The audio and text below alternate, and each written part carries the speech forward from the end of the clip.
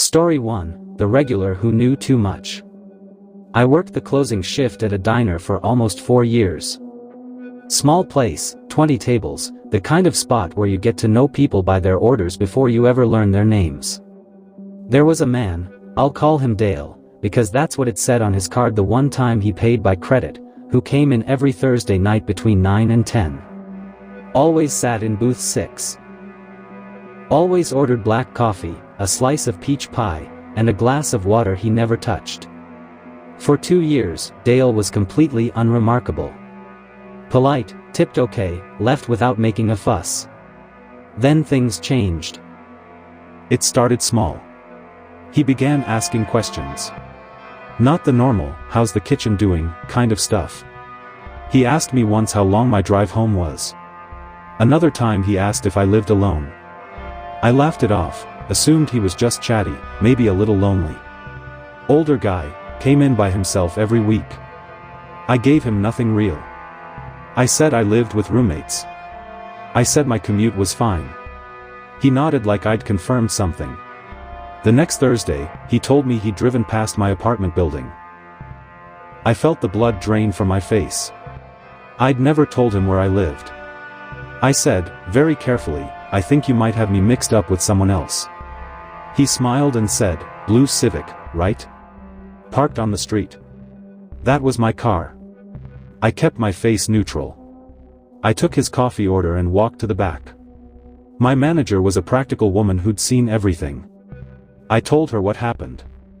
She came out front with me for the rest of his visit. Dale sat in that booth, ate his pie, drank his coffee, and left a $5 tip like nothing had happened. But then something strange happened. He didn't come back the next Thursday. Or the one after that.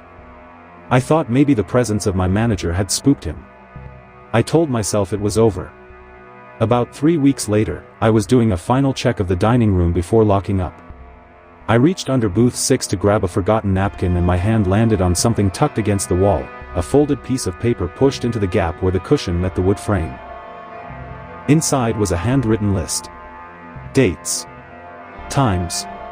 And what appeared to be descriptions of my outfits on specific nights. It went back 18 months. I gave it to the police. I never heard what came of it. Story 2, Table 12. I was a server at a mid-range chain restaurant for about 2 years, and the thing I remember most clearly isn't one single event. It's a table. Table 12 was in the far back corner of the restaurant, past the restrooms, in a section that only got used when we were slammed.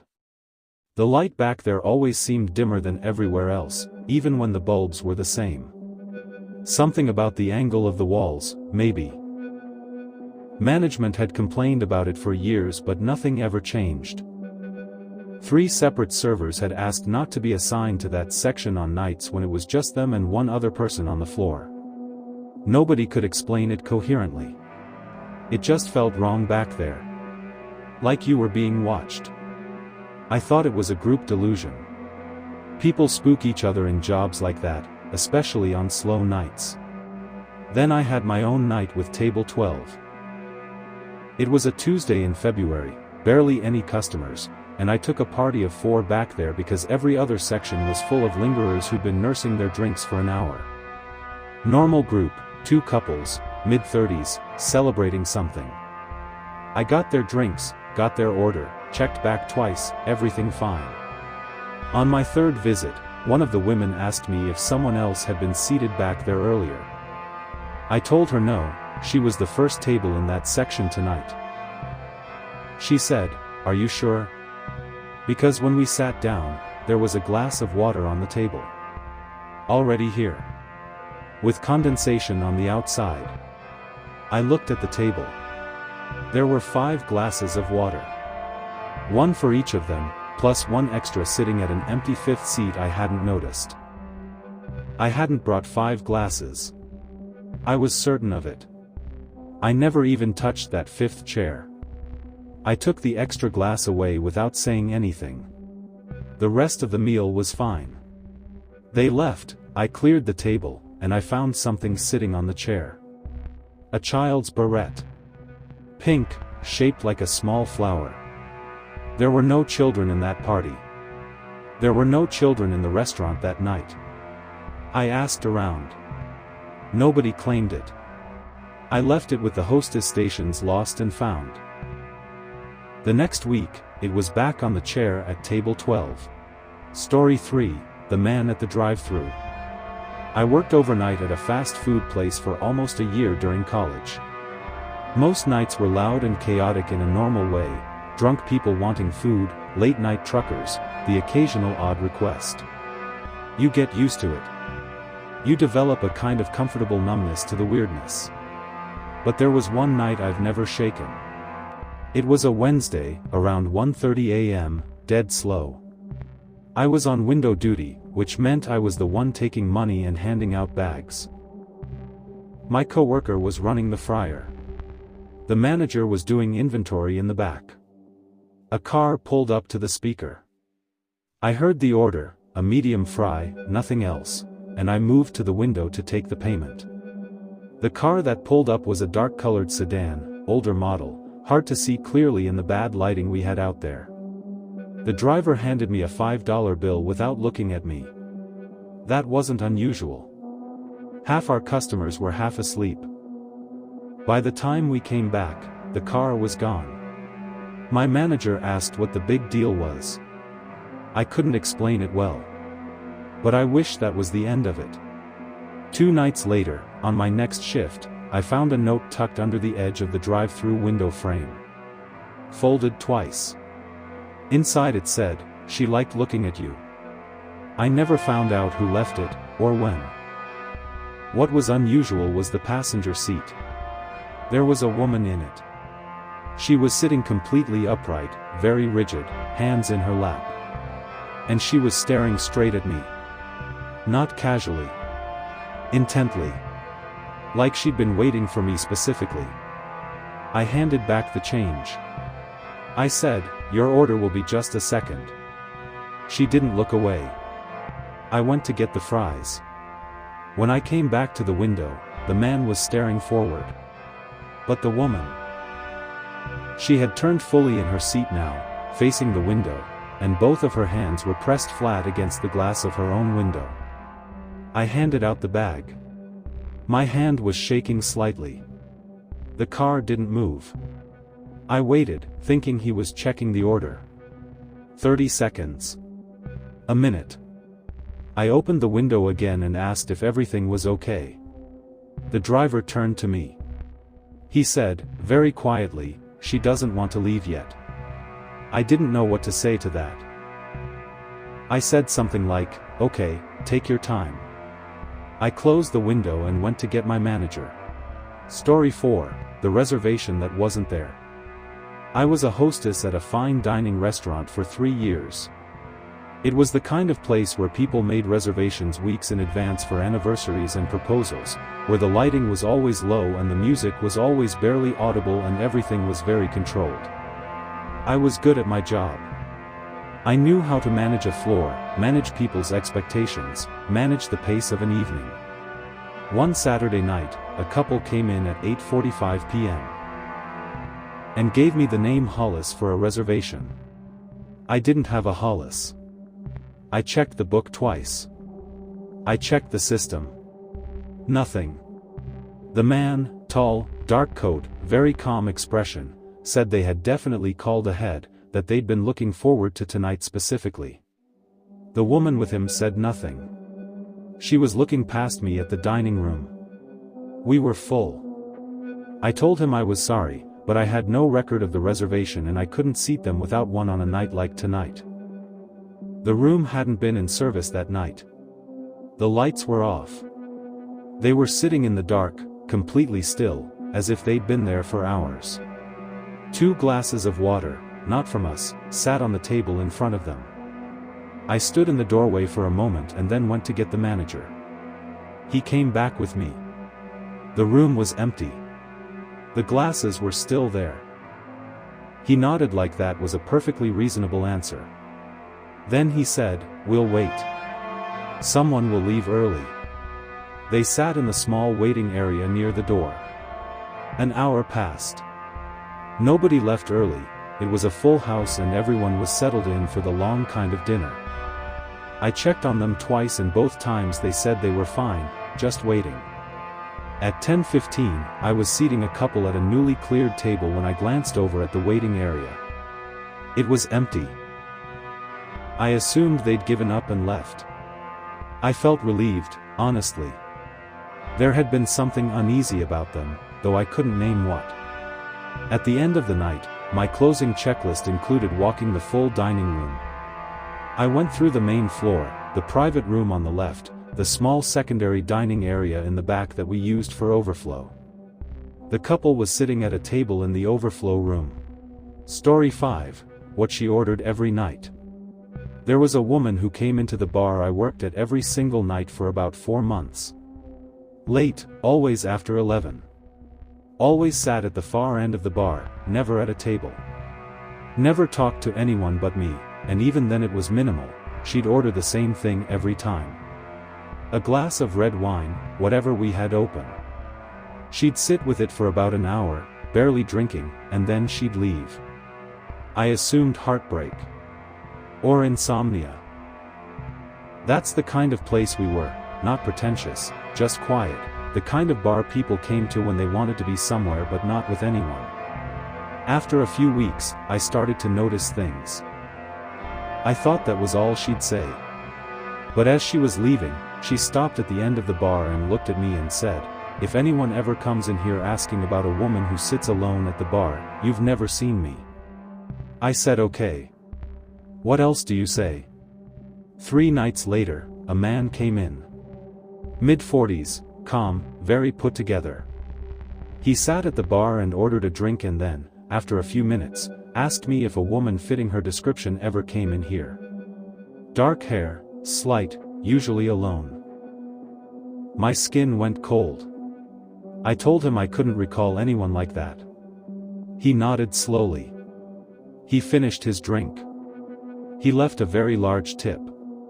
He came back the next 4 nights and asked the same question each time. On the 5th night, I called the police non-emergency line and described the whole situation. I never saw either of them again. I never found out what was actually happening.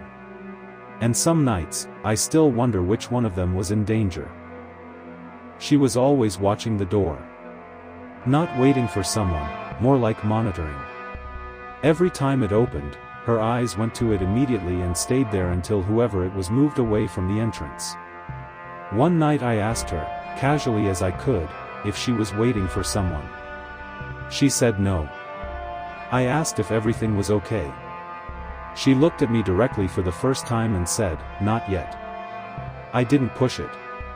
But then something strange happened. One night she came in looking different. Not in an obvious way, the same clothes, the same seat. But her energy was different. Lighter, almost. She ordered her wine and she was quiet for a while, and then she said, "He moved." I asked who. She shook her head like she wasn't going to explain, and then she said, "You won't see me as much anymore." Story 6, the cook who came back. I was a line cook at a Mexican restaurant in a small city, and this is less about fear in the moment and more about something that crept up on me slowly until it got under my skin in a way I couldn't shake. A cook named Remy had worked there for years before I started. He'd quit suddenly, no notice, which created the opening I filled. People talked about Remy the way people do when someone leaves a job under unclear circumstances. Not extensively, but there was always something unspoken around the edges of it. I didn't think much about it until I started finding his things. First, a pocket notebook tucked behind the shelf where we kept dry goods. It had ingredient ratios written in it, timings, notes about prep. Useful stuff, actually. I used some of it. I assumed the manager had just never cleared it out. A few weeks later, I found a chef's knife at the back of a drawer in the prep station that had his name scratched into the handle. Remy. All lowercase. Like he'd done it himself, marking ownership. I mentioned it to the manager. He went very quiet. He told me to put it in the lost and found box in the break room. When I went to the break room later that day, the knife was already there. I know that sounds like he just moved it fast. But I'd walked directly to the break room. He hadn't passed me. There was a second door to the break room. I told myself that's all it was. And mostly I believed it. But then one night, close to the end of my shift, I went to the walk-in to pull a prep container and I smelled something. Not food.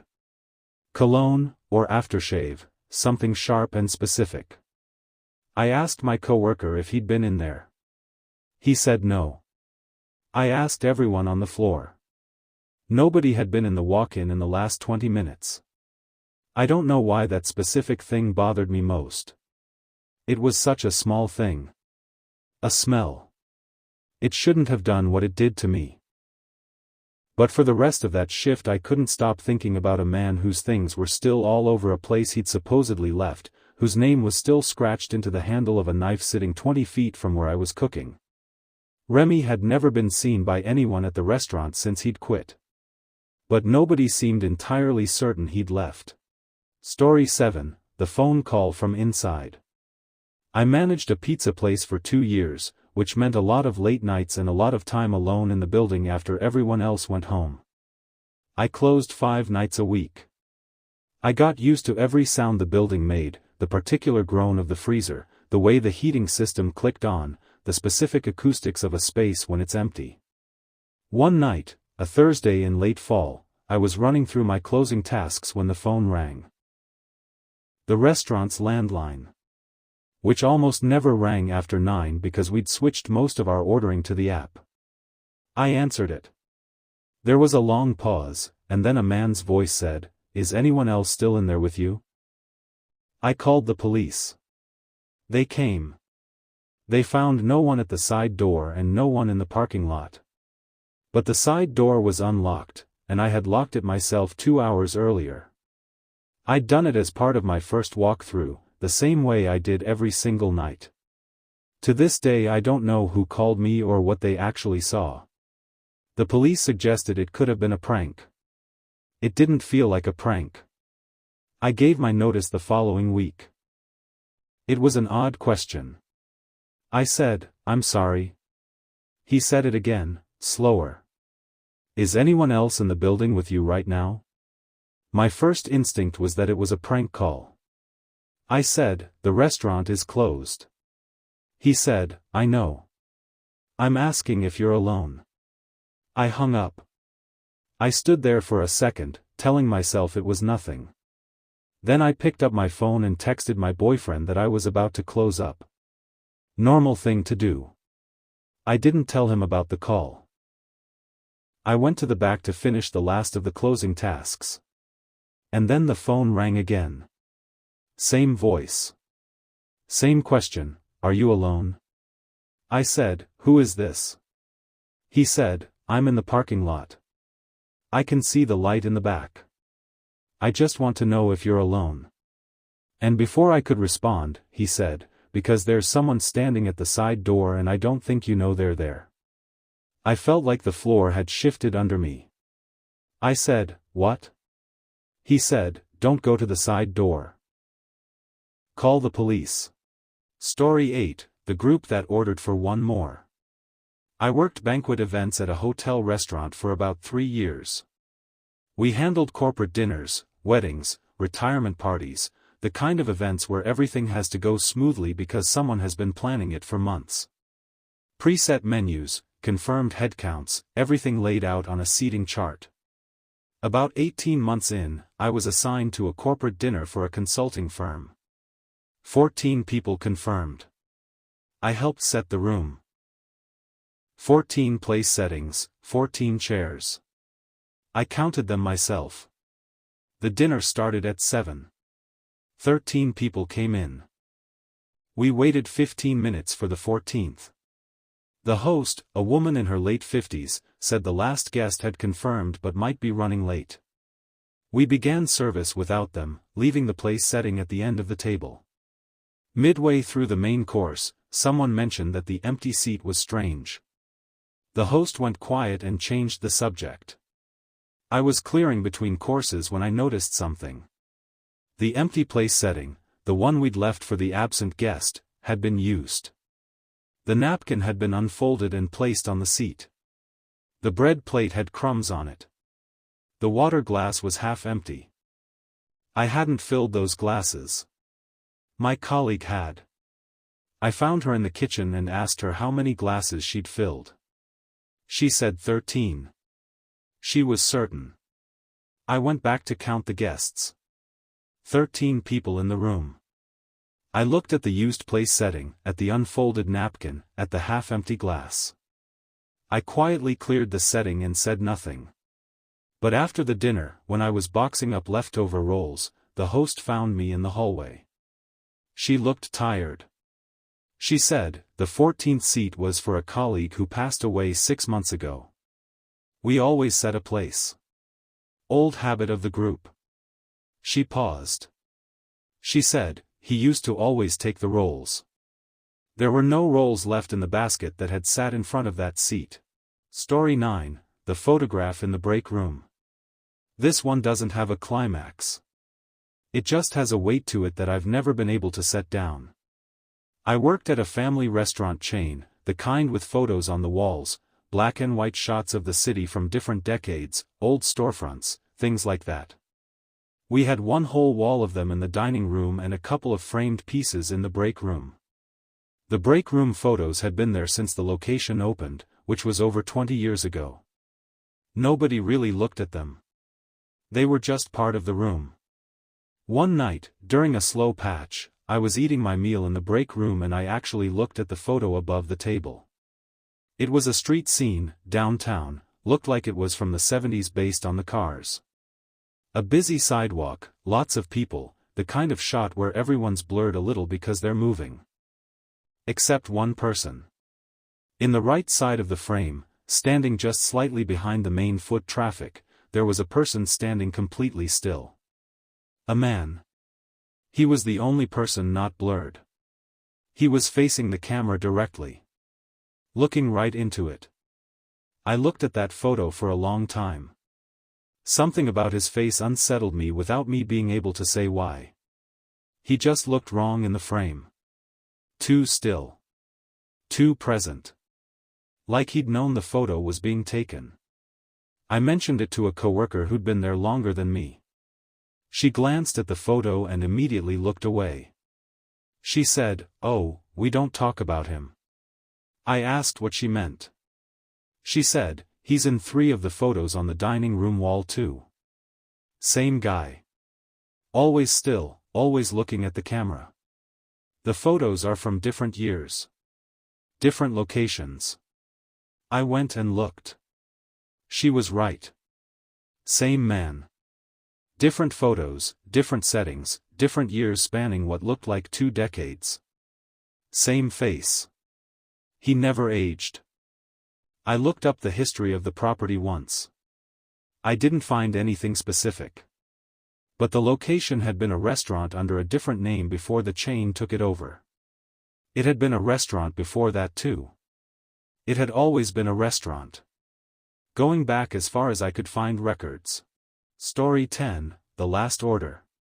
I did delivery driving for a restaurant on and off for a couple of years, and most of it was forgettable in the best way. Late nights, podcast in my ear, easy money. I had a system and I stuck to it. One winter night I got a delivery to an address I didn't recognize. That wasn't unusual, residential streets in our delivery zone weren't all familiar to me. But when I plugged the address in, the GPS took me to the edge of our delivery area, practically outside it, to a street I'd never been on. The house was dark. No lights on, dark. Every house around it had a porch light or an indoor light somewhere. This one was completely dark. No outside light, no glow from inside, nothing. I sat in my car for a second. I called the number on the order. It rang 4 times and went to a voicemail that was just silence, no recorded greeting, just a beep. I left a message saying I was outside with the order. I waited 3 minutes, standard protocol. Nothing. I called again. This time it picked up on the second ring, but nobody spoke. I could hear something faint in the background. A television, maybe, very low. I said, "Hi, I'm outside with your delivery." No response. Just the quiet hum of whatever was on in the background. I said I'd leave it on the porch if they wanted. Still nothing. I got out of my car because I needed the tip to count for the night and I was annoyed. I walked up the path, put the bag on the porch, knocked twice. Waited. As I was walking back to my car, the front door opened. No light came through the opening. The inside of the house was just as dark as the outside. A hand came out and picked up the bag. That was it. The door closed. I drove away and I kept checking my mirrors the whole way back. The next day I mentioned the order to the manager, mostly just venting. She pulled up the order in the system. The address had been flagged before. She showed me the notes. Another driver had gone there the previous year and reported the same thing, the dark house, the silent phone, the hand at the door. There were 3 separate orders in the system for that address, all placed over the past 2 years. All on winter nights. Nobody had ever officially complained about not receiving their order. Story 11, Inventory at 4 a.m. I worked overnight stock at a large restaurant supply depot. It's a bit different from a restaurant itself, but we serviced restaurants, and we ran through the night. Just 2 of us most nights, sometimes 3. Huge building. Commercial shelving, walk-ins the size of small apartments, a loading dock that let in a wall of cold air every time it cycled. It was the kind of place that made you feel small, which sounds like nothing but becomes something when it's 4 a.m. and you haven't talked to anyone in 2 hours. My coworker Dan and I had a standard rotation. He took the frozen section, I took dry goods, we met in the middle for loading dock inventory. One night Dan didn't show for our dock meeting. I figured he was behind. I started the dock count myself. I heard him about 10 minutes in, footsteps, the specific sound of his work boots on the concrete, coming from the direction of the freezer corridor. I called out. No answer. The footsteps stopped. I went back to counting. They started again. Closer. I turned around. The corridor was empty. I went to find Dan. He was in the far freezer, hadn't left it, had his earbuds in. He'd been there for 30 minutes, he said. Hadn't heard me. I went back to the dock. Normal rest of the shift. 3 nights later it happened again. Footsteps. This time I didn't call out. I just listened. They moved along the side wall of the loading dock, paused near the emergency exit door, and stopped. I watched the emergency exit door. The handle moved. It didn't open, the alarm would have triggered. But the handle moved, slowly, and then returned to its original position. I told the night supervisor.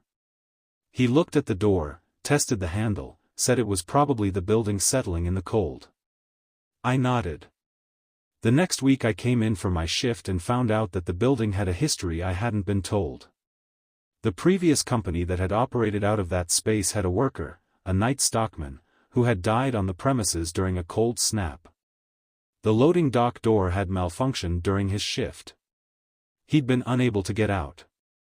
The building manager told us like it was a footnote. Like it wasn't the kind of thing that should change the way you felt about being there at 4 a.m. It changed the way I felt about being there at 4 a.m. Story 12, 18 months. This is the hardest one to write down. Not because of one specific moment, but because of what the whole thing added up to. I worked at a small independent restaurant for a year and a half. Nice place, good regulars, decent management. I was a server and I worked mostly nights, sometimes into the early morning. It was the kind of job that felt stable, and I needed stable at that point in my life. A few months in, I started to notice a man who came in every couple of weeks. Not regularly enough to be a regular, but often enough that I recognized him. He always sat in my section. He always paid cash. He was quiet, polite, ordered a full meal and ate slowly, tipped well. I didn't think anything of it until one of the other servers mentioned she'd never waited on him. I thought about that. He always came in when I was working. Sat in my section specifically, which required requesting it from the host. I asked the host about it, she confirmed, yes, he always asked for a server named me. I asked her when that had started. She had to check the reservation notes. She came back looking uncertain. She said, the first time was about 2 weeks after you started here. 2 weeks after I started, before I even knew most of the regular customers, someone had started requesting to be seated specifically in my section. I started watching him more carefully. He wasn't overtly strange. Didn't stare, didn't try to extend conversations, didn't linger in any obvious way. He was just there. Periodically. Always when I was working. But then something strange happened, or really, I should say I started noticing how consistently strange it was. He never came on nights I wasn't scheduled. I confirmed this with the hosts over time, quietly, without explaining why. The man who requested my section, in a period of 18 months, came in exactly 22 times. Every single time I was on shift. Not once when I wasn't. I don't know how he knew my schedule. We didn't post it publicly. I'd never given it to anyone outside of work. Management had looked into it when I raised the concern and found no record of the schedule being accessed externally. I told management I didn't want to serve him anymore. They agreed. The next time he came in, the host told him I wasn't available and offered him a different section. He sat down. He ordered. He was perfectly pleasant. He left a note with his tip. It said, I know you asked them to move me. That's okay. I've been patient this long. I left the restaurant that night and drove to a friend's house and didn't go back to my apartment for 3 days. When I did, I found nothing wrong. I found no evidence that anyone had been inside, no signs that anything had been disturbed. But there was a single red thread caught in the door frame. Thin. Tied in a careful, deliberate knot. It hadn't been there before. The police took a report. They followed up as much as they could. No one matching the man's description was ever identified. I don't work in restaurants anymore. I don't work nights at all if I can help it. I've moved twice since then, to different cities. Some nights I check the door frame before I go to sleep. Old habit. The thread was never just a thread. That's what I know now. That's what I think about when restaurants go quiet and the last customer leaves and the person closing up starts that slow walk through the empty room, checking each table, making sure everything is as it should be. It usually is. Until the night it isn't. If any of these stories felt a little too familiar, if you've had a shift that ended and left you unsettled in a way you couldn't explain, you already know that the scariest part of working nights isn't the darkness. It's the feeling that the darkness already knows you.